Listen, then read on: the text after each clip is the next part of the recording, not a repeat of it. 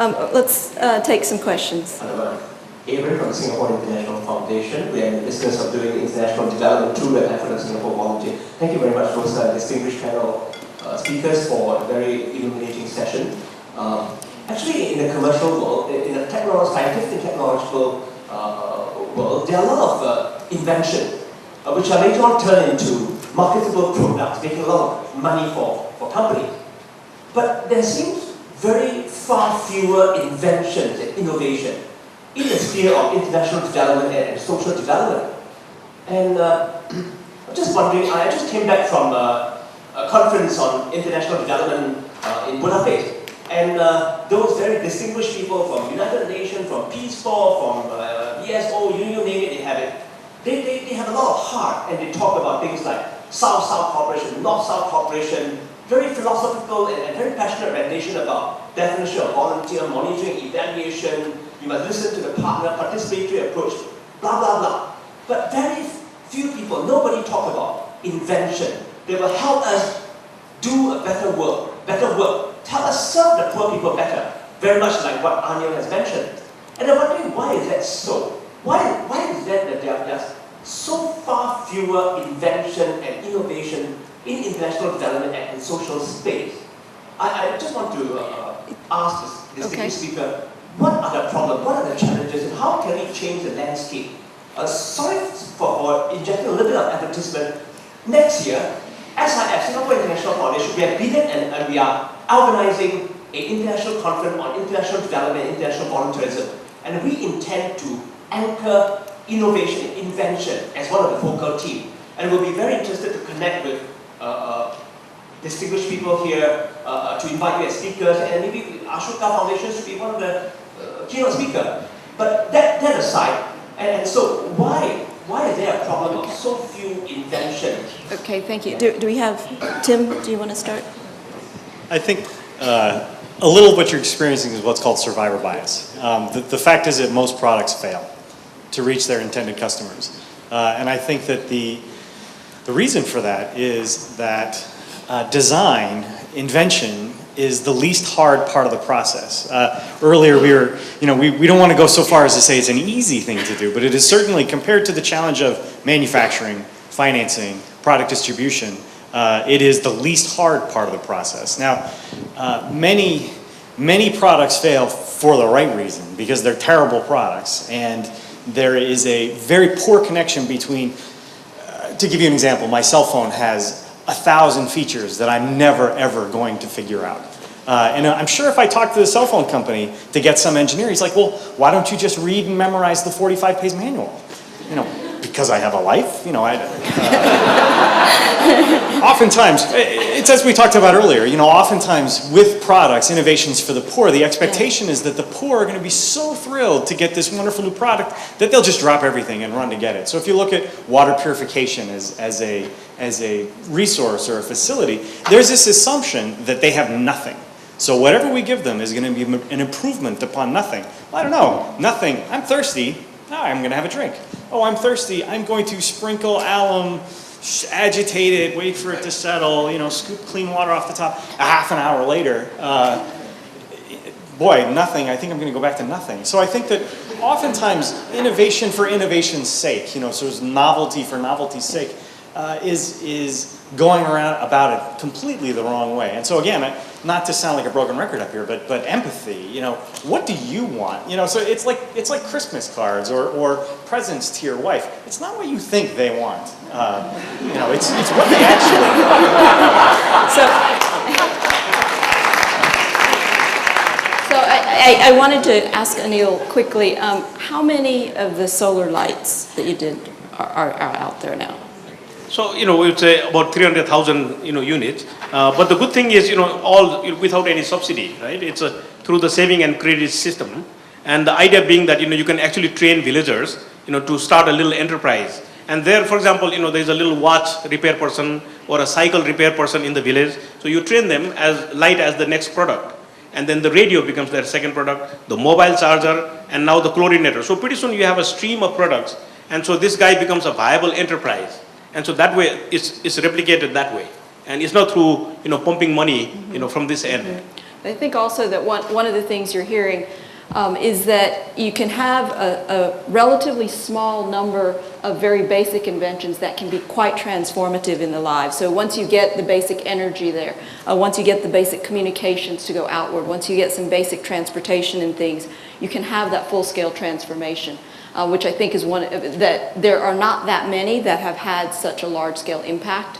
But I also don't necessarily see, as Tim said, that 100,000th feature on your iPhone, what is the utility of that? Yet I'm sure there are dozens of registered patents that apply to it. Question here. Yeah. To answer Aaron's question, really, the bottom of pyramid market has got a big misunderstanding. Is that people see pictures of the poor as destitute. So the only picture of the poor are the one who is lying on the street, bloated stomach, hungry, totally helpless, hopeless. But actually that's not true, because there is the top of the bottom of the pyramid, right? So there are a lot of different type of poor people, and the one that owns handphone, radio, fridge, and fridge, television, they have money, but they have no toilets. So there's a priority problem. I visited a lot of their houses. They didn't have toilets. So the reality is marketing is that there is a lack of global leadership. No country in the world has so far seized leadership to serve bottom of pyramid. So there's a lot of books like Prahalad's Fortune at the Bottom of the Pyramid, and a lot of researcher, a lot of very, very good success model like Anil's, like Tim's, like Thailand's solution, a lot of them, but not scale up. So it's time for Singapore to seize this opportunity to build a new pillar of our economy. And the message to my government is, please make money from the poor. Thank you. Okay, another question. Hi, my name is Andrew. I'm from the National University of Singapore. I think the universities and the polytechnics, they are a source of innovations, inventions. But my office deals with bringing research to industry, and only about 10% of technology goes out.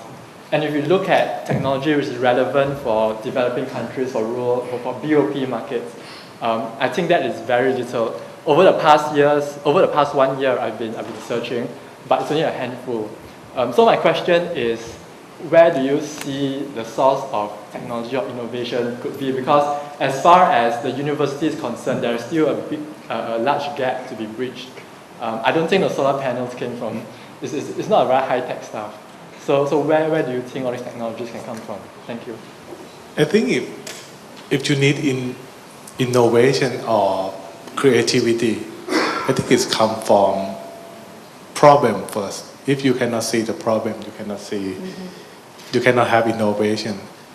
Sometimes you have to behave, or you have to tend to be, or be there to see the problem.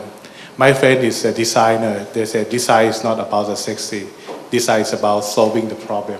If you cannot see the problem, the innovation is not come. Sometimes innovation is not a big thing, not the Nobel Prize project, but it's integrate the things to solve some certain of a problem. Like in my place, I live in Phuket. We have a wind, but the wind is really low speed. If we bought the wind turbine to generate the electric from Europe or UK, it's useless. So we decide to do our wind power to generate, but I do not have money, so I use the water pipe. You may see the PVC pipe, shape it, cut it into T-piece. So right now I have a wind power generate the DC light for my house. So I'm a doctor, I'm not an engineer. I just have a question and solution is come. I do not know if this is an innovation or not, but it solved my problem. I also think that the appropriate technology movement that started in the 50s or 60s has left this lingering impression that appropriate technology is synonymous with the Swiss Family Robinson. So it's making things out of coconuts and bamboo, and isn't it amazing? You can make it out of dirt. I think that to give an example, one of the new products that Anil is developing for his distribution channel is a very innovative method of generating chlorine. So I think that, and earlier the example of David Green's intraocular lens manufacture, I think that, again, if the universities aren't aware of what the opportunities are, it's unrealistic to expect that they're going to start charging into this space. I mean, what is a university's job? What's its role? It's to create innovations for society, sure, but it's really about graduating students at a certain level. So I think that one is the mindset of what is appropriate technology. We're not going to spend a lot of time battling about language today because, it's fun, but it feels like work. It's not actually work. So I'm not going to bash appropriate technology other than to say that I do think that there is a question of what does that mean? If we said that a cell phone needed to be manufactured locally, out of locally available materials, it would have been the size of a car, or it wouldn't have worked. It's like saying the Pharaoh, for all the Pharaoh's resources, he couldn't have built a Ford. So I think that there is that question as well, like what is innovation for bottom of the pyramid markets? And I think that one of the big questions that a lot of these companies should be asking is, where are your next 100 million, 200 million, 500 million customers coming from? And whether it's diapers, condoms, cigarettes, coffee, radio, it's probably not going to be in the US or Europe. I think also, because when we had gathered the group here, it was the fellows who have a specific focus in terms of invention or new technologies as applied. I think one of the things that we're also hearing from the questions that have been is an issue of communications, because in my view there's not a lack of innovations. I'm seeing a huge number when I look across the various social entrepreneurs and very sophisticated technologies. So for example, biometric technologies that have been deployed with the poor because they were addressing a less literate population. And so I think they're more sophisticated, it was in East Africa, more sophisticated banking system based on that I have not seen in the United States or Europe.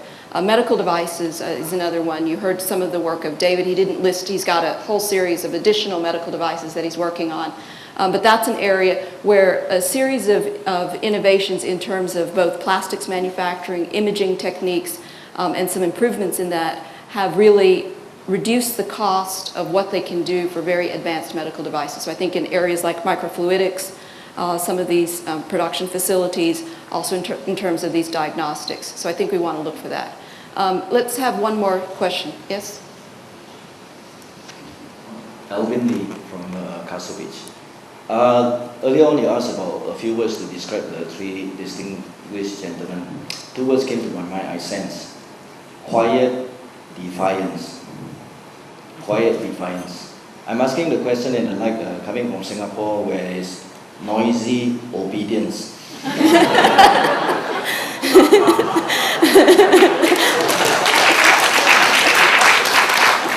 Okay, I get the feeling that in a doctor whom the teacher who didn't think too well of him, a place who went out without the panel, who didn't think too much about the panel, and a design who went to the wrong place. My question to you is this: how can you help us share this good value of quiet defiance in your line of work? Or in the first place, do you see yourself with quiet defiance, which I'm describing you? Thank you. How do we share? Because I do think that that captured it very well. That's it. Anil, you want to talk about the youth, the work with the youth? Yeah, maybe we can answer this via satellite. Because tomorrow at the airport, anyway, so, I know, like bad things are contagious, but if that is the principle, then good things are also contagious, right? So I don't think it's only HIV that is contagious or diseases are contagious. I think what people have to really see and understand is the consequences. Sometimes we just discuss the cause and the effect, but there are consequences. Look at the history of countries, that have gone through good times and bad times. And one of the discussions we were having was, Nepalese feel, really bad and down because we are going through a very bad time in history. right? And yet you can remind them that there were, much better times. Okay? But if you look at that as a continuum, and so the best summary for that is, how many of you have watched Kung Fu Panda? Okay? So in the Kung Fu Panda, what is the dialogue? The dialogue is, the past is history, the future is a mystery, but the present is the gift. Okay? So if there are things you did in the past which resulted in the present, then surely the things we do in the present will result in the future. And so the present is very, very important, because if you don't do the right things at the present, then the future is going to be very different. And so for society to really wake up and say, okay, we have a certain comfort or a certain way of life because of things in the past, but then will we have that in the future, is a question that you have to ask. And so that's a mindset that all of us have to go forward with, because the present is the gift.